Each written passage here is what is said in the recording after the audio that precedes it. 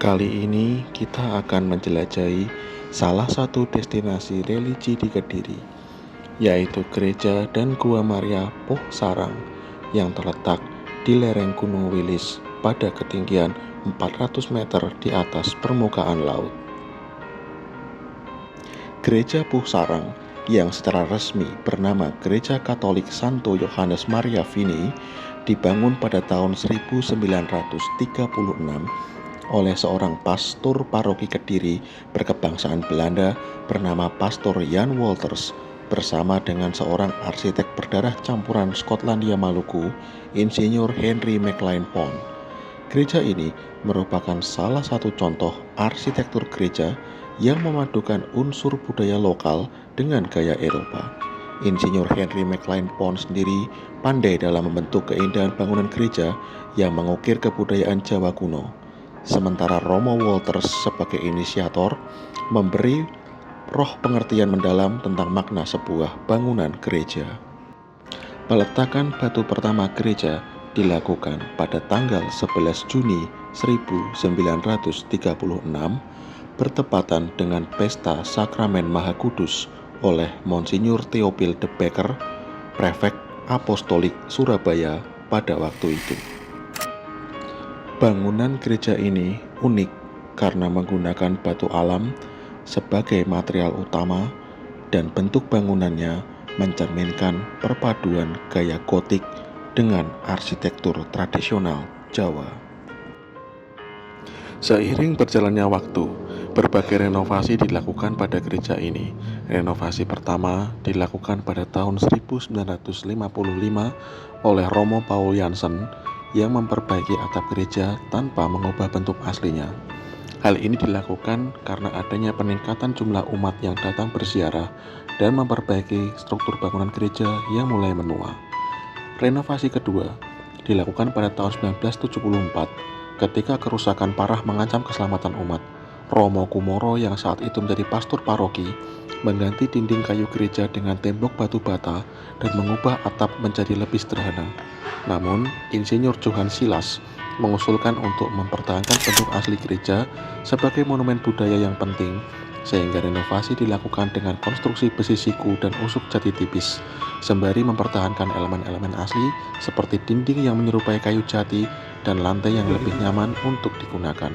Renovasi ketiga dilakukan pada tahun 1986 oleh Romo Emilio Rossi yang mengganti atap genteng yang usang dan membangun Gua Maria baru di sebelah utara makam umat. Dan pada renovasi keempat pada tahun 1999, gereja mengalami perbaikan besar-besaran yang setelah ditemukan kerusakan pada struktur atap. Tim pembangunan Keuskupan Surabaya yang dipimpin oleh Insinyur Hadi Widianto dan Insinyur A.S. Rusli bekerja untuk mengembalikan gereja ke bentuk aslinya. Atap kayu diganti dengan kawat baja dan lengkungan yang dulunya dari kayu diganti dengan besi baja yang lebih tahan lama. Gereja ini mengalami transformasi besar-besaran, termasuk pembangunan Gua Maria yang dibangun sebagai tempat doa dan refleksi meniru Gua Lode di Perancis yang menjadi tempat ziarah bagi umat Katolik. Renovasi selesai dan diresmikan pada 26 Desember 1999 oleh Uskup Agung Surabaya Monsinyur Yohanes Sudiarna Hadiwikarta sebagai bagian dari perayaan Yubileum.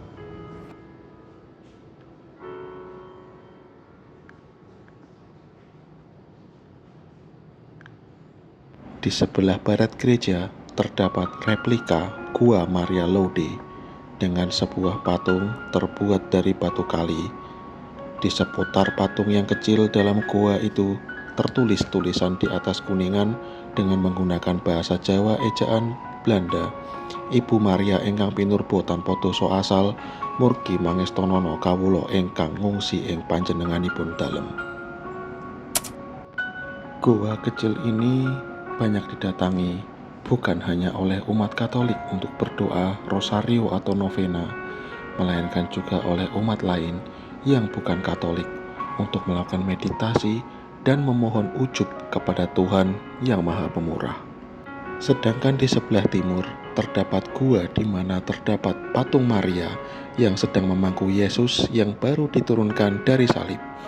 Patung ini terletak di atas sebuah tabernakel yang dibuat seperti pintu makam orang Yahudi menggambarkan makam kosong di makam yang dulunya Yesus dimakamkan dan kemudian bangkit dari sana setelah dimakamkan selama 3 hari.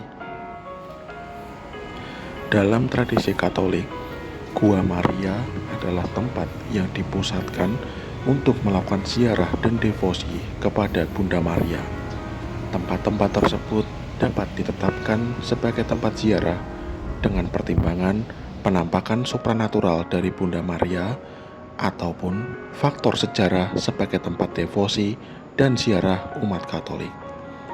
Di Indonesia, Gua Maria pada umumnya berupa tempat ziarah dengan makna historis bagi perkembangan gereja Katolik di Indonesia maupun gereja Katolik lokal setempat.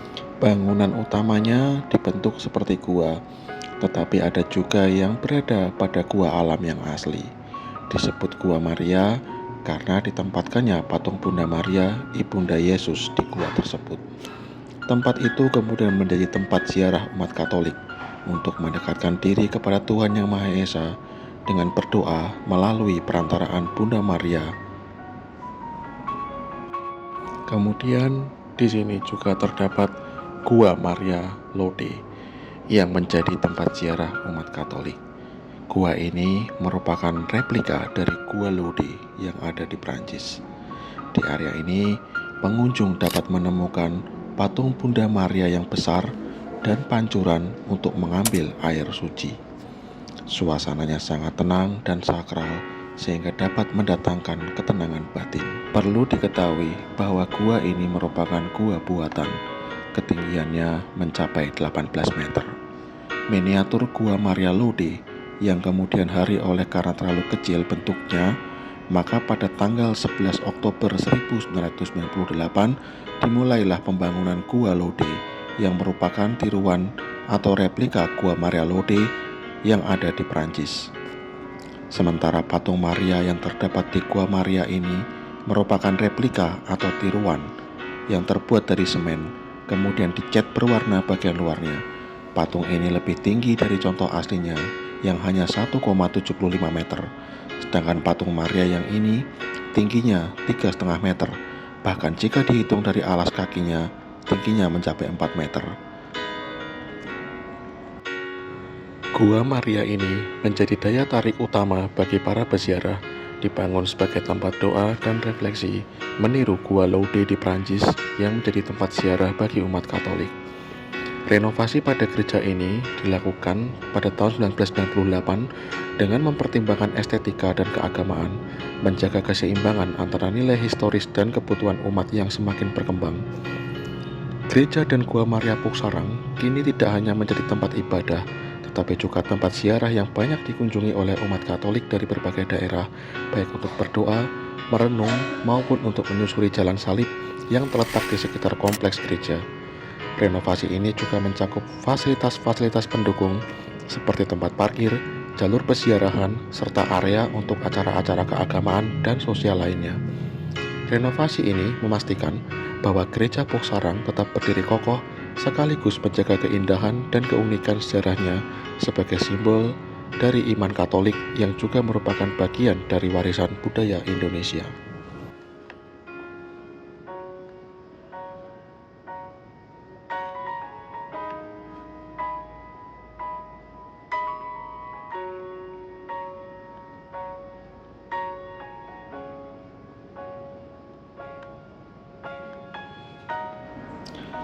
Seperti layaknya di Gua Maria lainnya, di sini juga terdapat jalan salib dengan 14 stasi atau adegan yang dilengkapi dengan patung-patung yang menggambarkan adegan prosesi penyaliban Yesus, mulai dari vonis hukuman salib mati yang ia terima, prosesi pemanggulan salib, sampai kepada proses penyaliban di Gunung Golgota.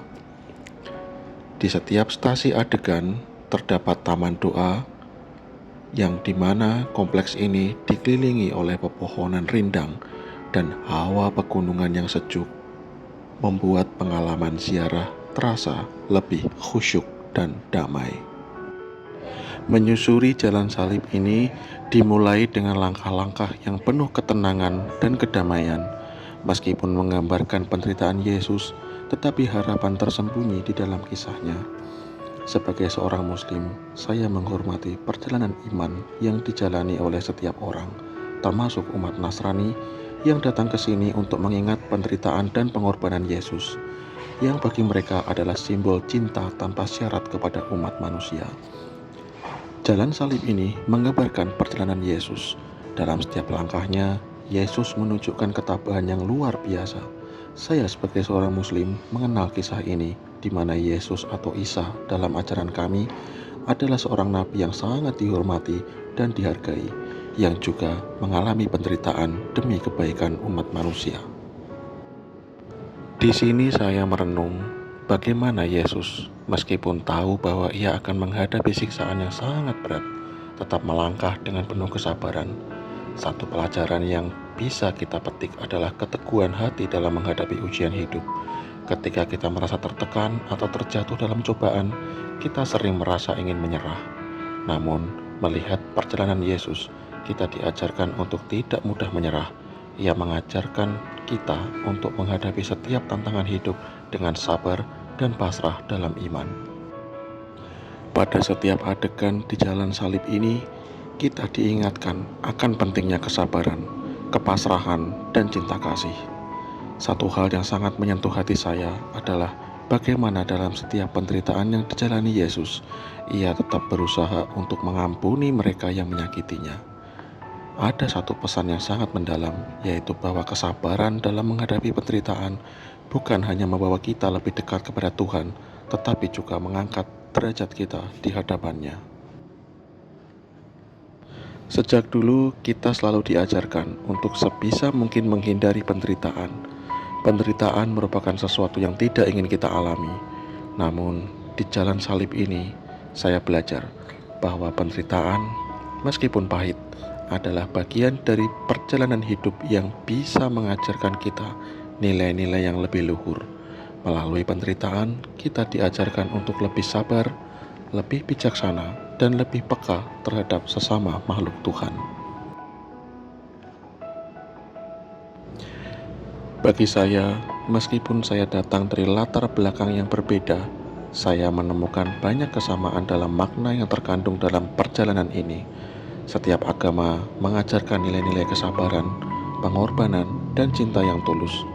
Apa yang saya lihat di sini adalah cerminan dari nilai-nilai tersebut yang sangat dekat dengan ajaran Islam yang saya anut tentang pentingnya sabar dan menerima takdir Tuhan dengan ikhlas.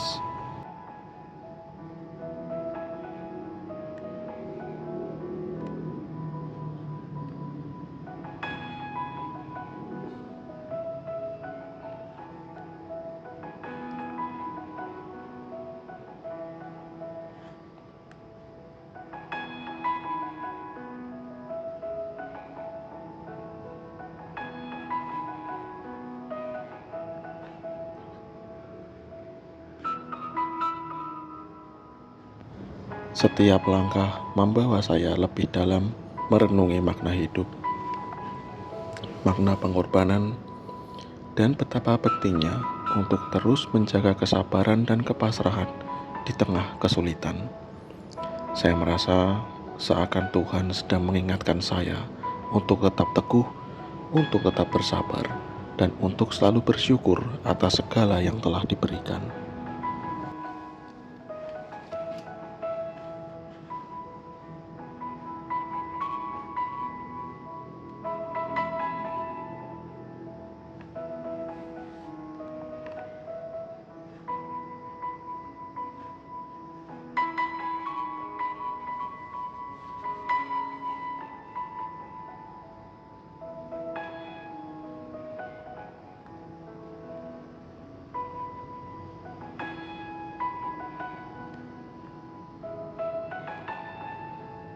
Melalui perjalanan ini, saya merasa sedang melakukan perjalanan batin yang menghubungkan saya lebih dekat dengan nilai-nilai kemanusiaan yang lebih universal.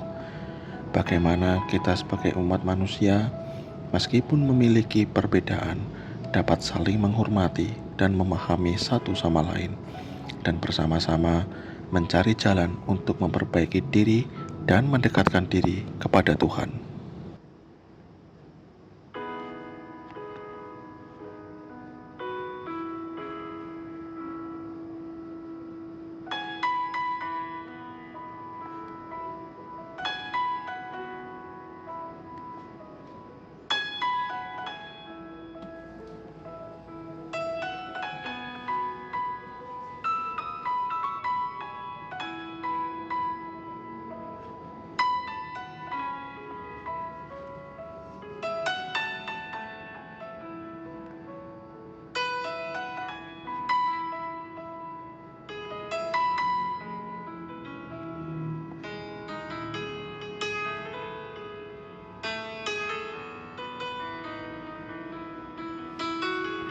Pesan yang saya dapat bahwa sabar dan tawakal, yaitu menyerahkan segala urusan kepada Tuhan dengan hati yang ikhlas, adalah kunci untuk mencapai derajat yang lebih tinggi di hadapan-Nya.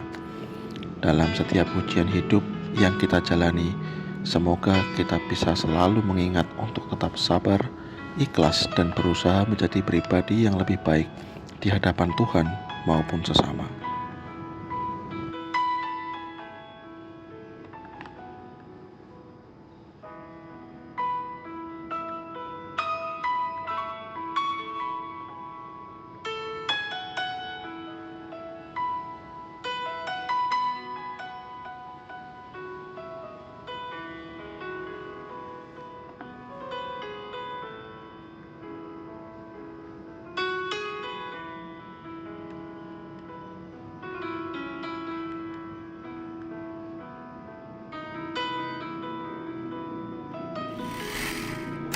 Menyusuri jalan salib, melihat patung-patung yang menggambarkan penderitaan Yesus. Tapi anehnya, yang saya rasakan di sini bukan hanya menyimpan dan mempelajari sejarah prosesi penyaliban Yesus, tapi bagi saya ini juga menjadi refleksi betapa beban hidup manusia, terutama diri saya sendiri, yang harus tetap dihadapi dengan tegar, dengan iman, cinta, dan kasih untuk mencapai kelegaan spiritual yang tertinggi.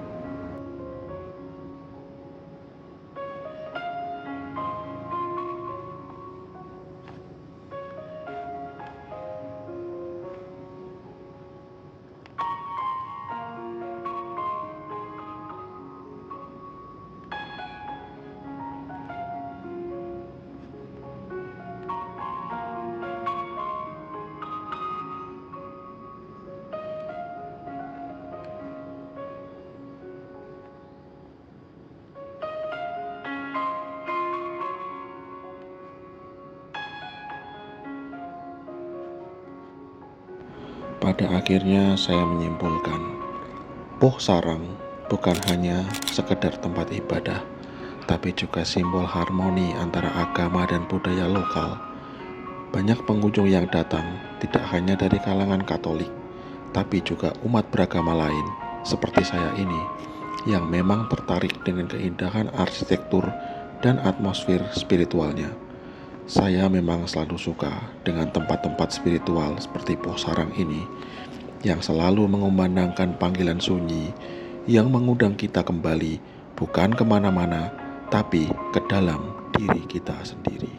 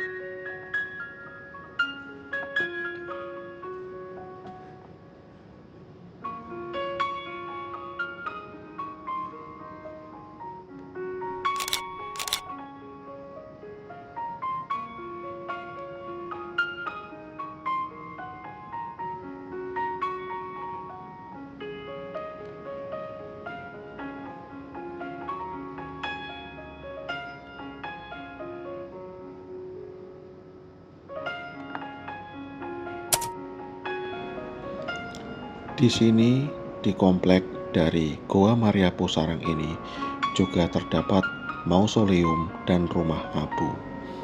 Rumah abu di sini berfungsi sebagai tempat penyimpanan abu dari umat yang jenazahnya dikremasi. Sedangkan mausoleum sendiri merupakan tempat penyimpanan jenazah. Jenazah yang disimpan di dalam mausoleum ini adalah jenazah para tokoh Keuskupan Agung Surabaya. Dan disinilah jenazah para agamawan Katolik ini diistirahatkan dalam kokohnya batu-batu marmer.